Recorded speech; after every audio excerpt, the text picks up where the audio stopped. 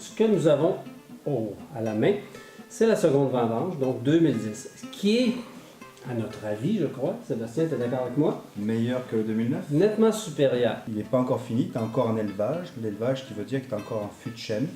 Il va vieillir encore 9 mois avant d'être mis en bouteille. Donc la deuxième vendange, comme disait Michel, ne sera prête qu'au mois de juin 2012. Les installations sont simplistes. C'est un petit vignoble. On est encore à une production minime de 3000 vignes en production.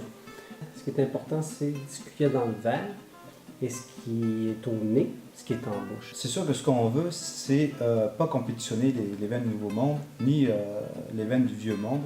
On n'est pas capable. Donc nous, ce qu'il faut qu'on fasse, c'est un vin d'une extrême qualité, mais avec des cépages différents, que les gens puissent dire, bon, ben, on a quelque chose de rare, qui est le Québec, on n'est pas des gros producteurs, mais on veut quand même rester dans la compétition avec des prix qui sont quand même assez raisonnables, comme toute la compétition. Ici, là, ce qu'on pourrait dire sur ce vin-là, il y a une belle structure, il y a une belle rondeur, le fruit est présent, les tanins sont présents aussi, le boisé est présent, on a dit toasté tout à l'heure, et qui viennent de la barrique, et le goût vanillé, parce que c'est des barriques américaines. Ce qu'on retrouve le plus souvent dans un vin québécois, c'est tout ce qui est verdure, acidité, etc. Mais ça, c'est du passé. En fait, un côté épicé qui est justement amené par le sabrevois. En bouche, le Frontenac prend la charge avec les tanins. Je pense que tu es d'accord avec moi.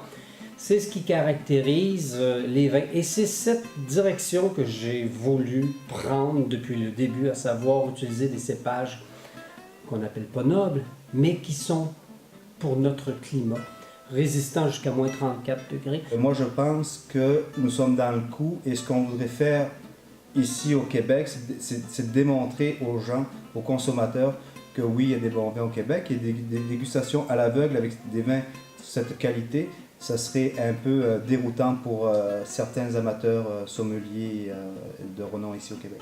Donc, le Mystère Rouge, un nom à retenir. À votre santé! Santé!